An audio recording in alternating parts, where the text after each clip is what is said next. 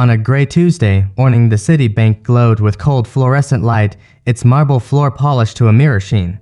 Air conditioning hummed softly, while the faint smell of coffee and printer ink floated in the air. Customers moved in practice lines, eyes on their phones, fingers tapping screens. Outside, rain streaked the windows in thin silver lines. At the far end of the lobby near the smallest desk, a woman stepped hesitantly into view. Her coat was too thin for the weather, her shoes worn at the edges. In her trembling hand she clutched a faded bank card like someone holding the last fragile piece of hope they had left. Her name was Leela, the quiet wife of a janitor who spent his nights cleaning the very buildings others hurried through. Without a second glance, her cheeks carried the soft imprint of sleepless nights, and her hands, small, roughened from years of careful living, held the bank card as though it might slip away if she loosened her grip. She kept her gaze low, not wanting to meet the eyes she felt lingering on her. Whispers drifted in the air the moment she stepped toward the counter. People noticed everything: her patch coat, her tired posture, the way she hesitated before taking each step. A pair of teenagers snickered near the doorway. A woman in a designer jacket raised an eyebrow as if Leela's presence disrupted the room's balance.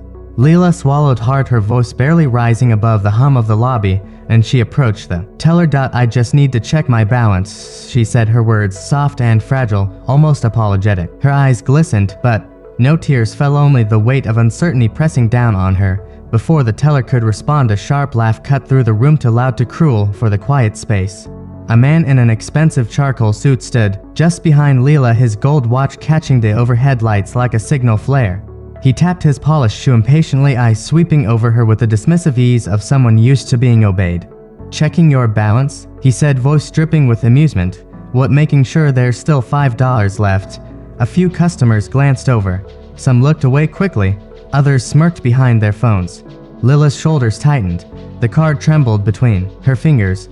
She didn't respond, not because she didn't hear him, but because she'd learned long ago that people like him didn't wait for answers. He stepped closer, invading her small pocket of space. "You people always slow down the line. It's pathetic." His words struck like cold rain. "Just use the ATM assuming you can afford the fee." The teller stiffened but said nothing. The teenagers near the door snickered louder, one whispering, "Look at her shaking." Leela's breath hitched, her lips parted, but no sound came out. Her heart pounded as if trying to outrun the humiliation creeping up her throat. Around her the room seemed to shrink, lights blurring at the edges. Still, she didn't move away. She only pressed the card to her chest, holding onto it the way someone holds onto hope that's been dropped, stepped on, but not yet taken away. If this story touches your heart, please like, comment, and share. The moment stretched thin, trembling, until a low, steady sound broke through it. Footsteps, slow, measured, heavy enough that even the man in the charcoal suit paused and glanced back. A tall figure approached from the opposite end of the bank lobby, his presence shifting the air. Around him, he wore a simple navy jacket, sleeves rolled up, revealing arms that had known years of labor. His boots were worn, but cared for. His expression calm, carved with the quiet resolve of someone who had weathered storms most people never saw. His name was Daniel, Leela's husband. He had arrived early to meet her during his break, still carrying the faint smell of disinfectant from the school hallway he had just finished cleaning. But the moment he saw his wife trembling, his heart sank like a weight dropped into deep water. He took in the scene instantly, the mocking smile on the wealthy customer's face, the hunched curve of Leela's shoulders, the room's uncomfortable silence. Daniel stepped forward, placing a steady hand on Leela's back, his warmth grounding her. "Is there a problem here?" he asked softly, though something in his tone suggested he already knew the answer. The rich customer scoffed. "This doesn't concern you." Daniel's eyes narrowed just slightly, enough for the teller to strain, enough for the whispering teens to fall silent. Because Daniel wasn't just a janitor, he was the unseen caretaker of this building, and the quiet guardian of every person who entered it. "What would you do in this situation? Comment below."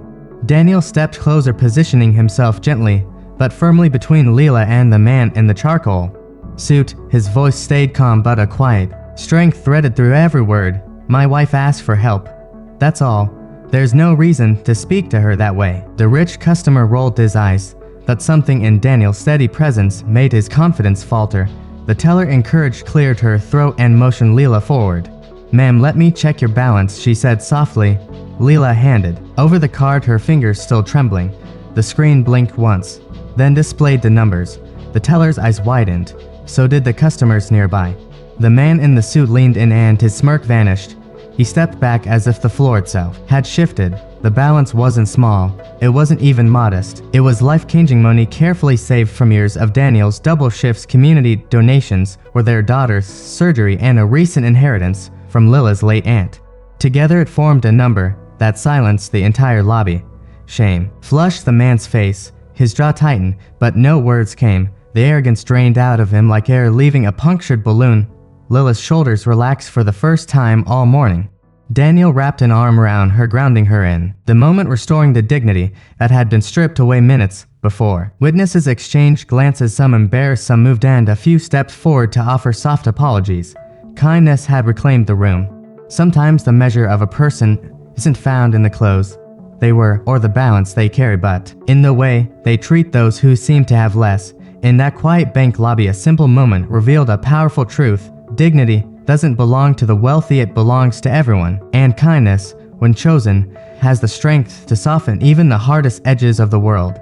In a society quick to judge and slow to understand, compassion remains the one currency that never loses its value.